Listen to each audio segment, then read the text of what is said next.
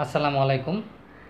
আপনাকে কথায় কথায় রাজাকার বলে গাল দেয় আওয়ামী লীগ, আপনাকে কথায় কথায় পাকিস্তানি ভাবধারায় মদতপুষ্ট বলে গালি দেয় আওয়ামী লীগ, আপনাকে কথায় কথায় কথায় স্বাধীনতা বিরোধী বলে গাল দেয় আওয়ামী লীগ। আওয়ামী লীগ পাকিস্তানি ভাবধারা, পাকিস্তানি যাবতীয় সকল কর্মকাণ্ডকে বুকে ধারণ করে দেশ শাসন করছে। আওয়ামী লীগ পাকিস্তানিদের মতো কায়দায় জোর করে শাসন ক্ষমতা ধরে রাখে। আওয়ামী লীগ পাকিস্তানিদের মতো আন্দোলন দমন করতে চায়। তাদের লেলিয়ে দেওয়া সন্ত্রাসী ছাত্রলীগকে দিয়ে তারা আন্দোলন দমন করতে চায়। তারা রাষ্ট্রীয় বাহিনীর পাশাপাশি তারা তাদের নিজস্ব একটা সন্ত্রাসী বাহিনীকে দিয়ে তারা পাকিস্তানি কায়দায় আন্দোলন দমন করতে চায়। পাকিস্তানিরা যেই অবস্থায়, যেভাবে, যেই পরিস্থিতিতে যে আচরণগুলো করতো, আওয়ামী লীগ প্রত্যেকটা দিন, প্রত্যেকটা সেকেন্ড তারা সেই আচরণ করছে।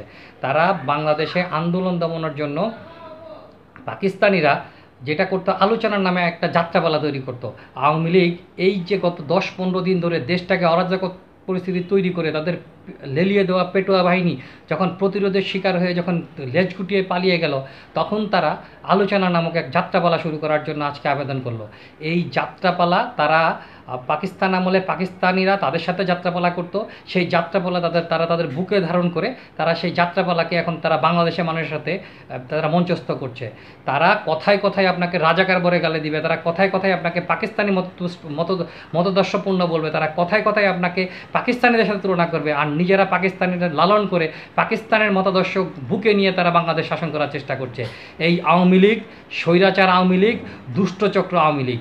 এই আওয়ামী লীগের বিরুদ্ধে প্রতিরোধ আপনাকে করতেই হবে, একে ঘৃণা করতে হবে, এবং সেই ঘৃণাটা হবে রাজাকারদের মতো ঘৃণা, 71-এর নৃশংসতার মতো ঘৃণা। 71-এ যে নৃশংসতা হয়েছিল, আওয়ামী লীগ সেই নৃশংসতা গত 15 বছরে বাংলাদেশে করেছে। মিনিটে মিনিটে, প্রতিদিন, প্রতিটা সেকেন্ডে আওয়ামী লীগ বাংলাদেশের মানুষের সাথে নৃশংসতা করেছে।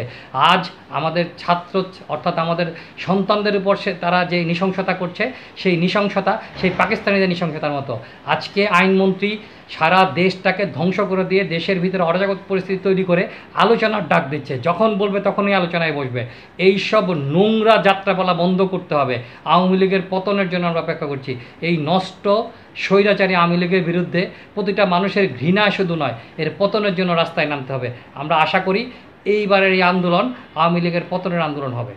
ধন্যবাদ।